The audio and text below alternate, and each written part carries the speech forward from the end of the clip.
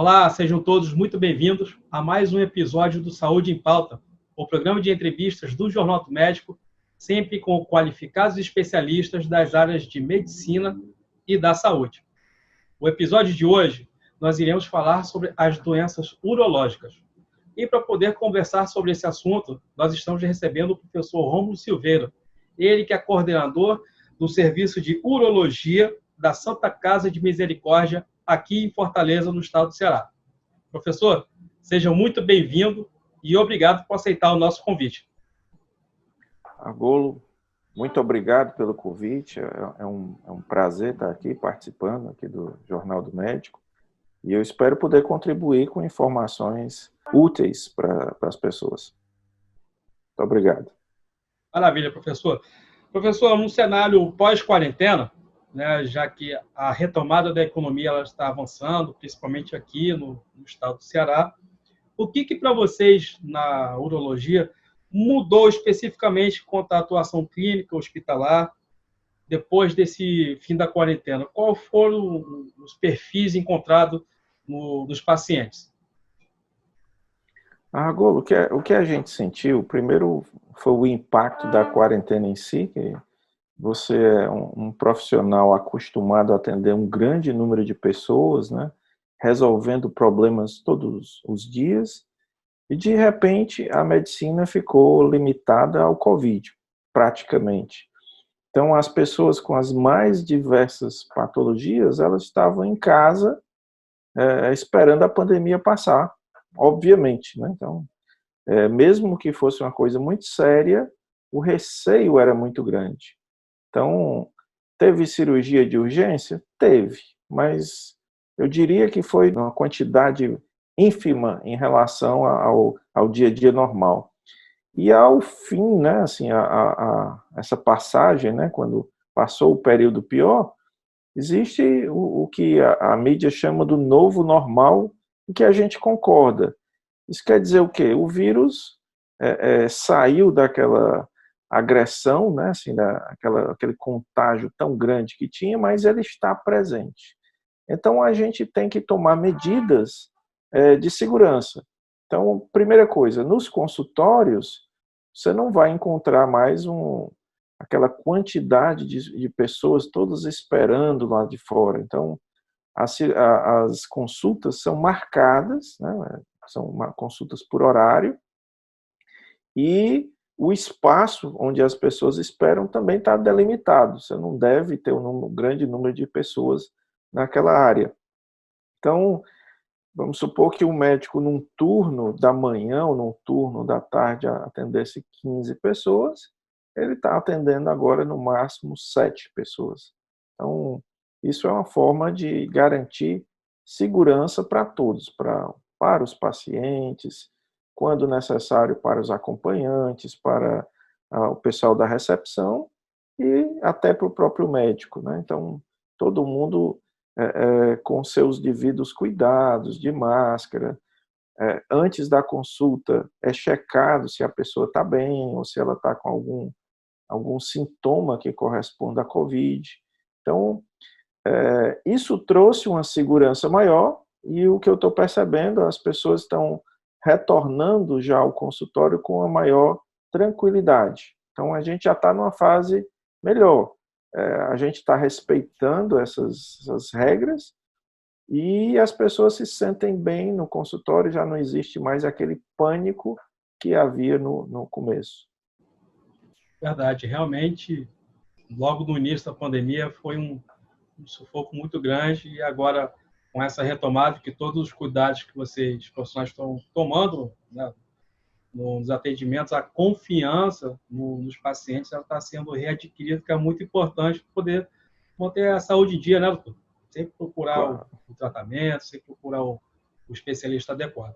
Doutor, avançando já a questão da quarentena, nós temos algumas situações em relação às doenças, que eu queria que o senhor fizesse alguns comentários. Uma importante doença seria a infecção urinária. Ela acomete tanto homens e mulheres, né? Portanto, eu gostaria se o senhor fizesse uma explanação como é possível contrair essa doença e como é que funciona a questão de medicamentos e tratamentos para poder reverter esse problema. Pois não. As infecções urinárias, elas não vêm de uma bactéria interna que migrou de forma interna para dentro da bexiga. Elas vêm de bactérias que, fora do corpo, elas entram pelo canal da urina. 85% das vezes, elas vêm do intestino. E aí é uma coisa que a gente fica perguntando, né? Como é que bactéria sai migrando do intestino para o lado de fora e entrar? A bactéria não tem perna, né, para estar caminhando. Então, o transporte é feito pela a roupa molhada, roupa úmida pelo suor, a transpiração, né, um absorvente que a mulher use pode servir de transporte. Se a gente considerar a anatomia do homem e da mulher, a gente vai entender uma coisa simples, que os homens têm menos infecções urinárias que as mulheres, porque a uretra ela é maior no homem. Então, daqui que uma bactéria consiga chegar até a bexiga, é um caminho mais longo.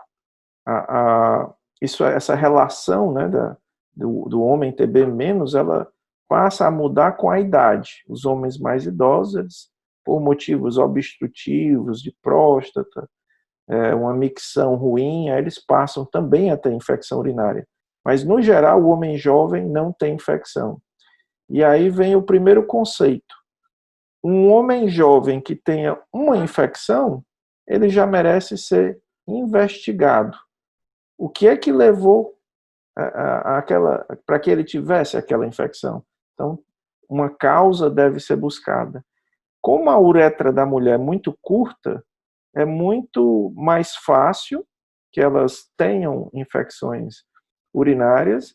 As infecções, elas costumam vir na saída da adolescência para a idade adulta. Isso coincide com o início das atividades sexuais, e aí vem uma informação que as pessoas querem saber, né? A infecção não é causada pelo homem, mas o ato sexual em si parece que facilita a bactéria que está ali na proximidade da uretra, parece que facilita que ele seja transportado para dentro da bexiga. Existe uma forma de prevenir a infecção urinária que é muito boa, muito fácil: beber água. Então, se uma pessoa bebe em torno de 2 litros de água por dia, isso de 2 a 3 litros, isso já daria uma certa segurança. Para as mulheres, tem algumas recomendações, né, que caso elas tomem banho de piscina, que elas não fiquem com a roupa molhada na sequência, que elas troquem por uma roupa seca. Se forem tomar outro banho, tomou com a roupa molhada, mas depois roupa seca.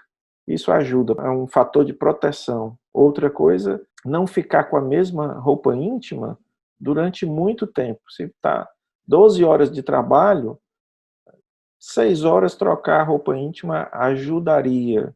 Um grupo de mulheres costuma ter infecção que ela relaciona, né, assim, depois do ato sexual. Então, para esse grupo, urinar depois da relação e não antes também ajudaria.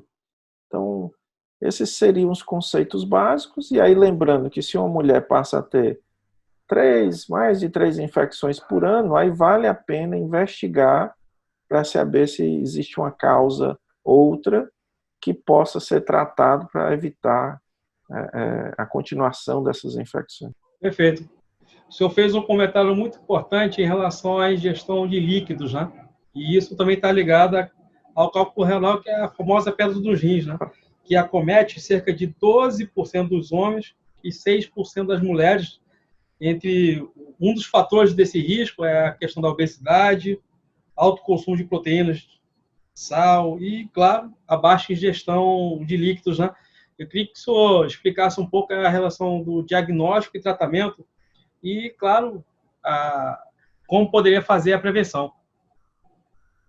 Eu vou começar de forma invertida, né? Que a prevenção praticamente você já ensinou aí, né? Se existe uma ingesta de água satisfatória se você evita refrigerantes, evita a ingestão proteica, né? Se você está com seu peso bom, está com atividade física boa, isso é um fator preventivo.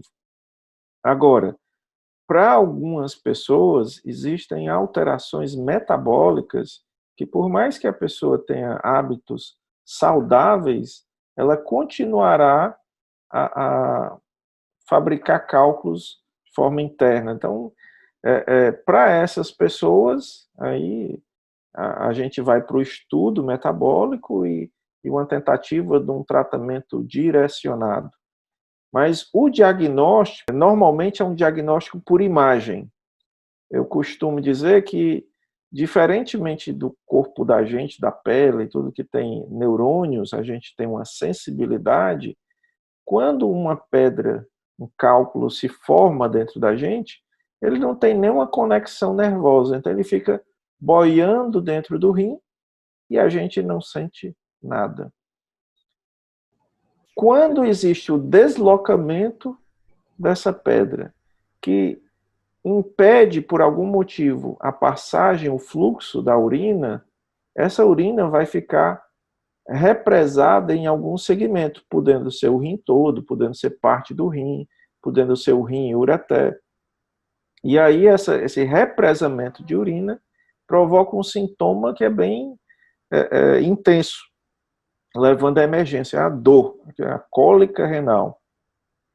Então, é cólica porque, como a urina, ora está totalmente obstruída e ora encontra uma passagem ao redor do cálculo, a dor, à medida que a urina desce, a dor passa.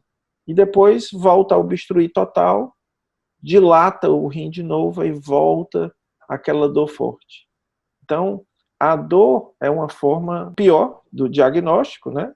E quando não, a pessoa vai fazer um exame de um ultrassom ou de uma tomografia por outra causa, e aí descobre aquele achado, né? Tem uma pedra que está assintomática. E aí é uma discussão com o urologista, cada caso é um caso, algumas podem ser observadas, outras já merecem tratamento, né? Isso é discutido caso a caso. E ainda só falando dos exames, o ultrassom é muito bom, é um exame barato, inócuo, não traz nenhum malefício para a pessoa, mas em termos de perfeição, assim, o exame ideal para você ter o diagnóstico mais correto é a tomografia, que essa tomografia pode ser feita até sem contraste. Ela já dá uma informação muito precisa. A gente costuma dizer que é em torno de 98% de sensibilidade e 98% de especificidade. E esses dois dados próximos a 100, eles caracterizam quase a perfeição de um exame. Só não é perfeito porque é um exame que tem radiação. Então, muitas vezes a gente começa sim por uma ultrassonografia, e aí quando vê a necessidade de tomar uma decisão mais elaborada, passa para a tomografia. Perfeito. O senhor mencionou na resposta anterior a questão do ato sexual, né? E isso tem a ver com a questão do pênis, né? Muitos homens, né, porventura não têm muito cuidado com o pênis e tem a questão do câncer, né? E eu queria que o senhor explicasse um pouco por que é tão difícil de diagnosticar o câncer de pênis, né? E quais seriam suas causas e a relação com o HPV. Argolo, você tocou num ponto importante aqui para o nosso meio, né? Assim, a gente considera o nosso estado dentro do Brasil um estado pobre. Boa parte da nossa população não tem acesso à informação médica, não tem acesso a uma higiene, a uma condição, vamos dizer, próxima do mínimo, né, assim, do ideal. Então, essas pessoas, elas não criam um hábito simples, que é o da higiene. O simples lavar o pênis é fator de proteção contra o câncer de pênis. Então, na verdade, não é que ele seja difícil de diagnosticar, que a gente olhando, praticamente a gente diagnostica. A questão é que essas pessoas que têm essa condição precária, elas têm dificuldade de chegar no médico. E vem ainda um fator cultural que, quando aparece o problema, elas ficam na esperança que aquele problema vai desaparecer por si só. E aí, ao invés de manifestarem o problema, elas ficam aguardando e a doença progredindo. E aí eu lembro que quanto mais precoce o diagnóstico é feito, menos traumático, menos sequela deixa o tratamento. E com relação com HPV, não existe uma comprovação clara assim, da fisiopatologia que o HPV causa o câncer, mas existe uma associação imensa entre o câncer de pênis e o HPV. Então, como está bem associado, a gente subentende que ele é um dos mecanismos de causa, mas a gente não sabe exatamente qual. E é por isso mesmo que se recomenda as vacinas, né, tanto para os rapazes como para as moças, né? Vacina para HPV. Perfeito. O senhor mencionou a questão do câncer, também tem a questão do tumor no testículo, né? Ele é um tipo de câncer que, claro, ele pode acontecer em qualquer idade, né? Crianças, jovens, adultos. Porém, queria que o senhor explicasse um pouco a relação do diagnóstico e os avanços que têm sido obtidos para o tratamento. Pronto. O câncer de testículo, foi bom você falar, porque ele não entra muito na mídia, né? Assim, a gente não vê essa informação circulando.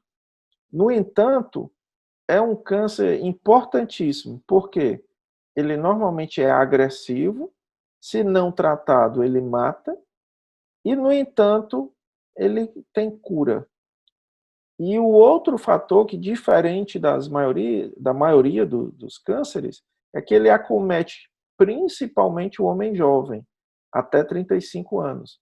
Pode acometer de 50, 55, 60, mas o mais comum é o homem jovem.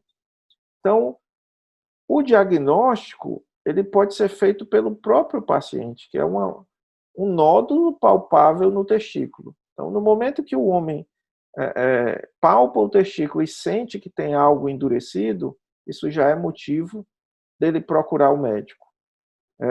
Se não tratado, vai crescer e as células vão se espalhar, causando o que a gente chama de metástases. Então, a procura do médico, o médico vai pedir tanto exames de laboratório, exames de sangue que ajudarão a caracterizar o tipo, e uma ultrassonografia, muito provavelmente, que é um exame simples, mas que ajuda vendo qual é o tamanho do nódulo, a característica, e aí é tomada uma decisão se será biopsiado, se será tratado. Como a biópsia ela costuma ser uma possibilidade de disseminar a doença, normalmente, quando você tem a característica do nódulo, a maior parte das vezes a conduta passa a ser a retirada do testículo. E não tira só o testículo, tira com um cordão inguinal até a região inguinal. Então, essa é a primeira parte do tratamento, em que você tem o anátomo patológico, caracterizando o tipo tumoral, e aí os avanços, eu diria que os avanços foram nas imagens. Hoje a gente consegue uma tomografia de tórax, de abdômen, que mostra imagens quase que perfeitas, né? Assim, a gente tem uma segurança na decisão do tratamento. E nos tratamentos quimioterápicos, que são mais importantes. Então, é uma doença que é importante porque ela é agressiva, acomete o homem jovem, mas tem cura. Então, não é nenhuma doença deve se guardar, mas essa muito menos. Perfeito. E uma outra doença muito importante, que é muito silenciosa, mas também potencialmente curável, doutor, é o câncer de próstata, tá? ele é o segundo tumor mais comum, né, nos homens aqui no Brasil. E segundo, em termos de mortalidade por câncer. Correta essa informação, doutor? Correto. Essa informação é tanto correta nos Estados Unidos quanto aqui. Se você olhar no INCA, ano a ano essa informação se mantém, né? Assim, tirando os cânceres de pele, é o câncer mais frequente, e eu acho que só perde em mortalidade para o câncer de pulmão. É um câncer bem importante na população, assim, isso é mundial, né? Um câncer importante, realmente. Perfeito. E um dos diagnósticos que é recomendável fazer é justamente através do check-up, que sempre deve procurar o urologista, que, claro, com diagnóstico precoce, tudo se torna mais tranquilo em restabelecer a saúde do paciente. Porém, além do diagnóstico, que o senhor explicasse um pouco a relação do tratamento desse câncer. O tratamento ele mudou de um tempo para cá. Se a gente considerar talvez uns 15, 20 anos atrás, a cirurgia talvez fosse o tratamento mais importante. A primeira coisa que se percebeu, e é um estudo que foi feito em 2011, publicado em 2012, é que a prevenção ela não precisava ser tão rigorosa quanto era preconizado no passado, que era a partir de 40 anos todo mundo. Então eu vou falar aqui só a Sociedade Brasileira de Urologia, que coincide com a europeia, né, a Sociedade Europeia. A partir de 50 anos, fazer a prevenção, e para alguém que tem um parente próximo com câncer de próstata, a partir dos 45. Outra coisa baseado nesse trabalho é que no passado, se você dizia, olha, você tem que fazer o toque retal todo ano. Hoje, já é bem estabelecido que se você não tem parentes próximos com câncer de próstata, tem um toque retal feito recente, seu exame de sangue está bom. Então, você pode chegar à conclusão com o seu médico que naquele determinado ano você não vai precisar fazer o toque retal. Mas a recomendação por segurança é que faça os exames, compareça ao médico e tenha essa discussão com o urologista. Alguns vão ser mais preciosos, assim, de vamos fazer uma rotina ou vai explicar o porquê, e outros vão dizer, não, seu caso está ótimo, vamos aguardar aqui um pouco. Então, esse conceito trouxe outros conceitos, que o câncer de próstata ele é estratificado pelo risco. Então, existe uns que têm alto risco para a doença disseminada, outros têm risco intermediário e outros de baixo risco. Hoje, os de baixo risco, você pode propor com segurança para os pacientes uma vigilância ativa. Então, você não vai fazer rádio, você não vai operar, não vai fazer um tratamento, mas você vai repetir exames em períodos combinados, o que costuma ser a cada 6 meses. Então, essa é uma forma segura que mostrou que a sobrevida total é semelhante. Pode ter algumas desvantagens. 30% desses, mesmo tendo uma sobrevida igual, eles poderão ter complicações de metástase. Mas esse dado da sobrevida global acaba sendo muito forte e dando segurança para que os pacientes se perpetuem. Mas como assim, não vai me tratar? Bem, durante o acompanhamento, se o médico perceber uma mudança das características do exame, então, nesse momento, ele diz, olha, está no momento de sair da vigilância e fazer o tratamento. Então, por isso se preconiza essa primeira fase. Da parte do tratamento, existe, né, assim, nesses anos, houve avanço na parte cirúrgica como na parte de radioterapia. Os dois tiveram maravilhas. Hoje, quando você vai propor uma cirurgia para um paciente, existe a cirurgia aberta, que é aquele corte tradicional que havia no passado, existe a cirurgia laparoscópica, aquela dos furinhos, e existe uma cirurgia laparoscópica assistida por um sistema robótico. Quando a gente analisa essas possibilidades na literatura, o que é dito é que não tem diferença. Então, isso tranquiliza quem vai ser tratado, que qualquer que seja a decisão, ele vai ter uma cura, vai ter uma eficácia. É lógico que existem alguns detalhes que um tratamento ou outro acabam tendo uma vantagem, mas no principal, que é a cura, na recuperação, a pessoa vai ficar bem nas 3 situações. A radioterapia também teve avanços que você consegue entregar aquela carga de radioterapia mais concentrada, afetando menos os tecidos ao redor. Então, isso conseguiu diminuir a quantidade de vezes que o paciente comparece à radioterapia e diminuir o risco de ter complicações dos tecidos ao redor, como bexiga, reto, serem afetados. Esses são tratamentos estabelecidos que tiveram avanços. E alguns tratamentos são considerados como tratamento experimental. Talvez, Argolo, você já tenha ouvido falar do HIFU, que tem em São Paulo. Então, é um probe que você queima a próstata por dentro. E aí você queima o lado que foi feita a biópsia e que deu positivo. Então, é considerado ainda experimental porque você não sabe as consequências ainda do tratamento. Por exemplo, você pode estar tratando só de um lado, no entanto, muitas vezes o tumor está localizado nos 2 lados.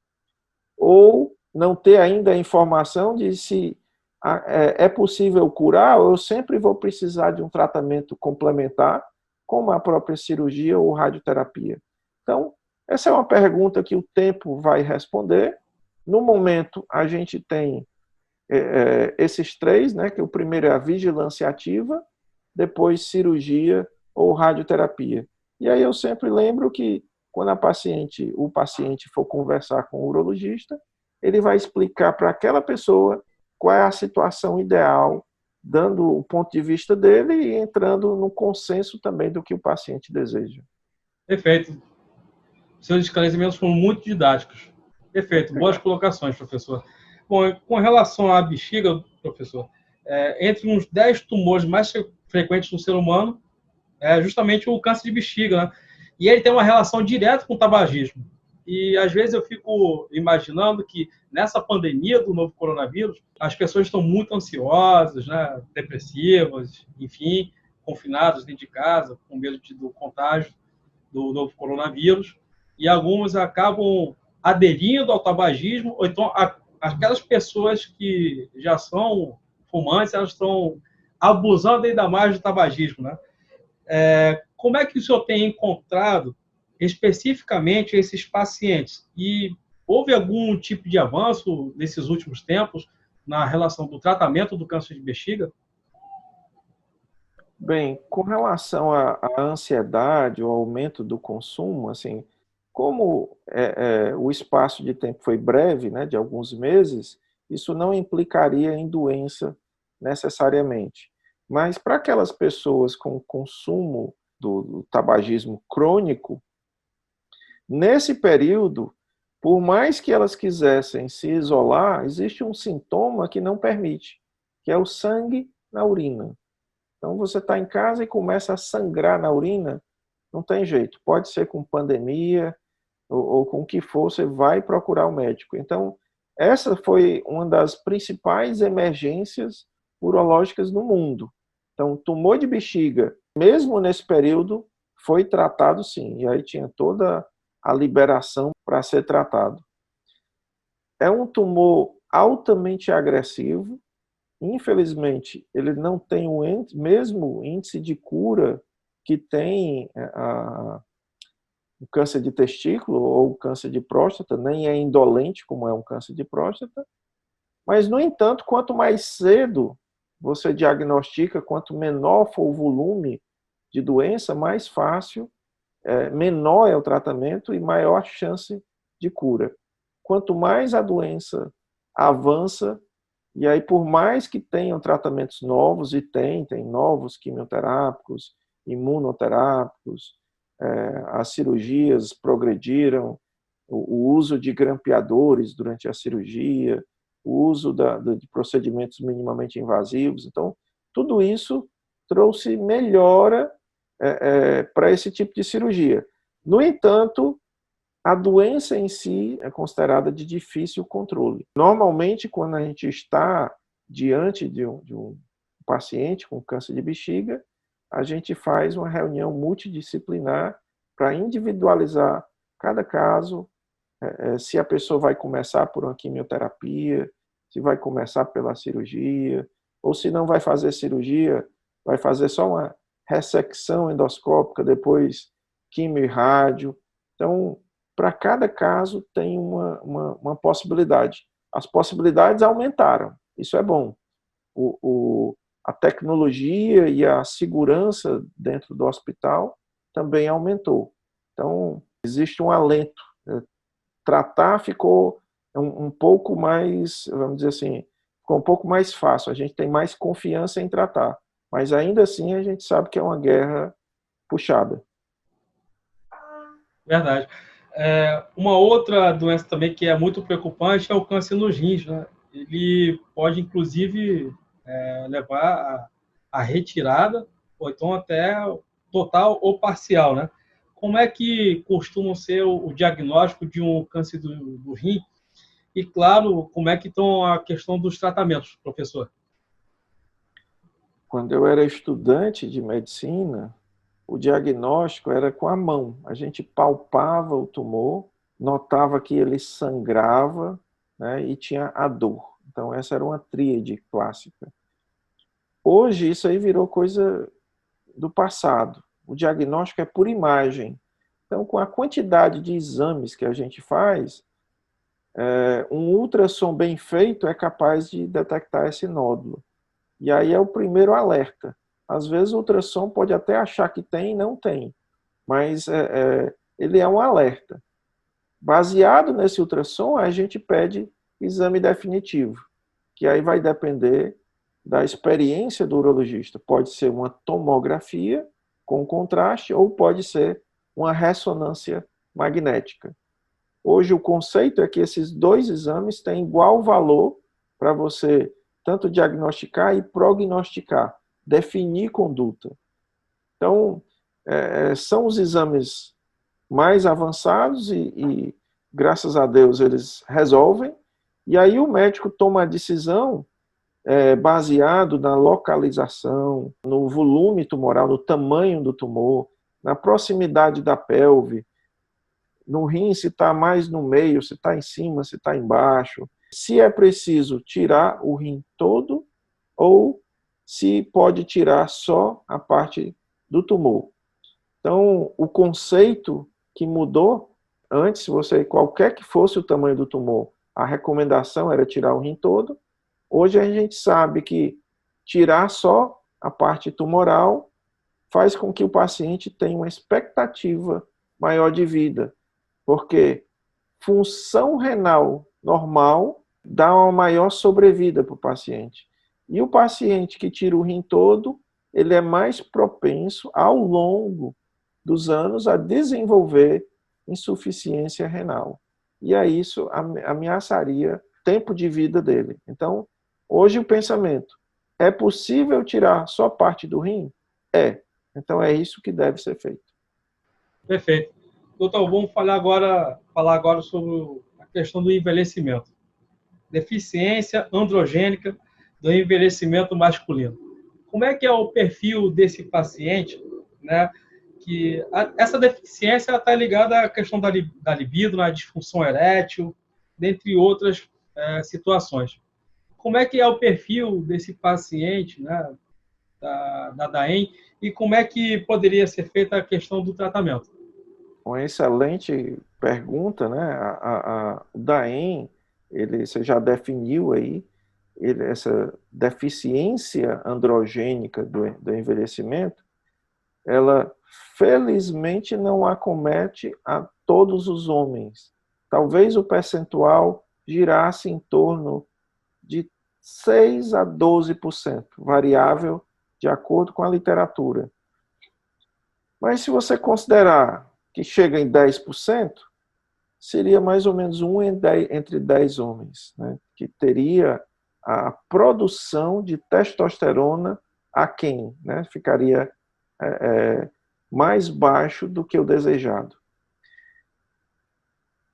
A diminuição da libido talvez seja o sintoma que mais chame a atenção. Né? Assim, o homem, lógico, ele vai sentir falta, né? Se a libido dele está comprometida ou se ele tiver disfunção erétil. No entanto, ele pode ter depressão, pode ter uma adinamia, esse sintoma também depressivo, ele é bem forte. Tem uma série de pequenos sintomas que podem se acompanhar, mas talvez esses fossem os mais importantes. E a gente considera uma síndrome porque não é só a baixa da testosterona. Ela pode vir acompanhada de diabetes, hipertensão, possibilidade de fazer infarto, de fazer AVC, o paciente ficar obeso, a circunferência abdominal dele aumenta.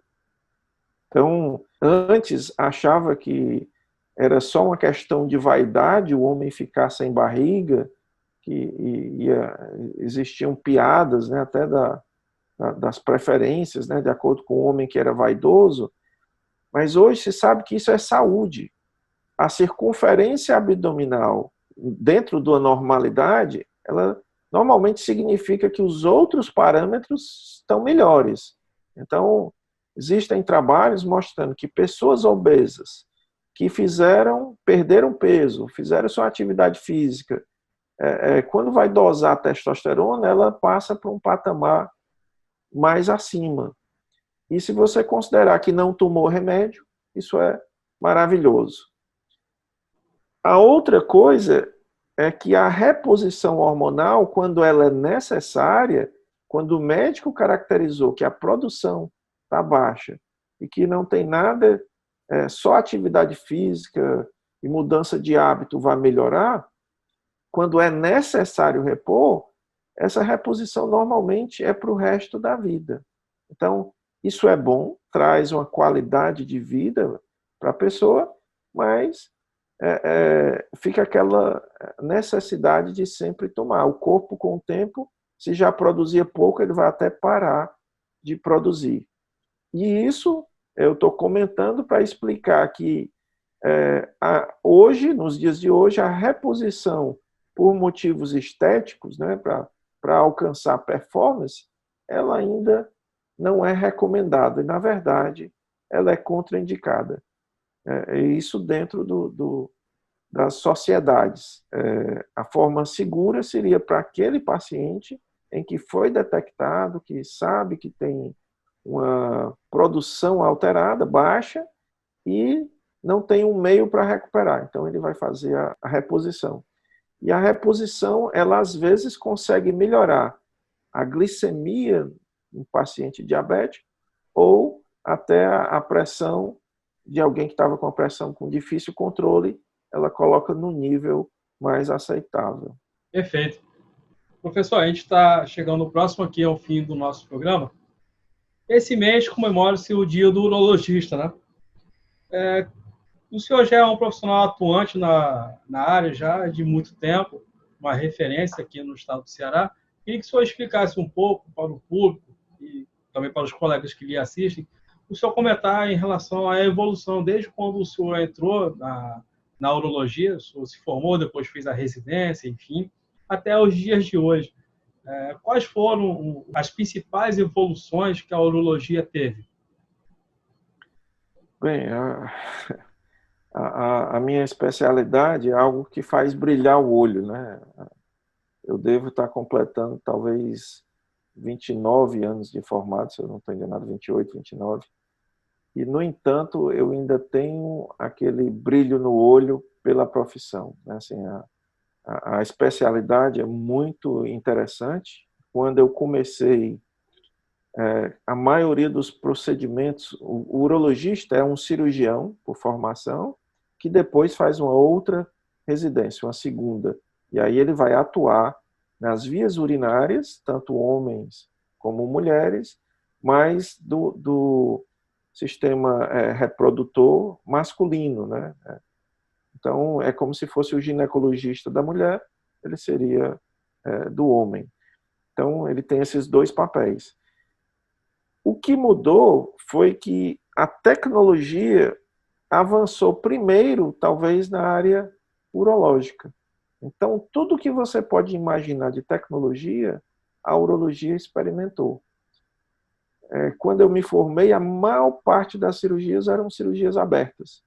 E hoje, a gente faz, sim, ainda cirurgias abertas. É necessário que o residente que está em treinamento ainda aprenda cirurgias abertas, mas eu diria que a maior parte que a gente realiza hoje são cirurgias minimamente invasivas ou cirurgias endoscópicas, e com ótimos resultados. Então, a gente fica feliz em oferecer uma medicina de qualidade.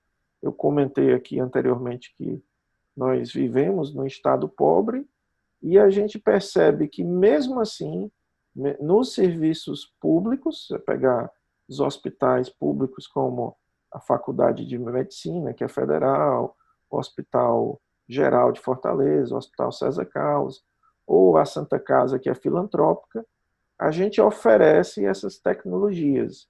Você não vai encontrar todas, né? Assim, por enquanto, vamos dizer que em Fortaleza só tem um robô num hospital privado. A gente sabe que já já vão chegar mais, né? Mas no avançar do tempo, a gente percebe que mais cedo ou mais tarde, mesmo no serviço público, essa tecnologia também vai chegar.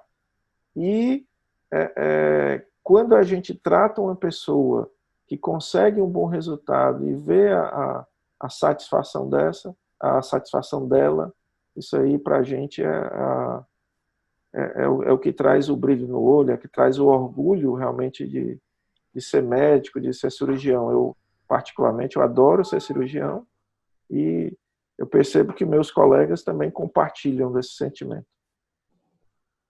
Legal. Bacana, professor. Bacana. Bom, a gente está chegando aqui ao fim do nosso programa.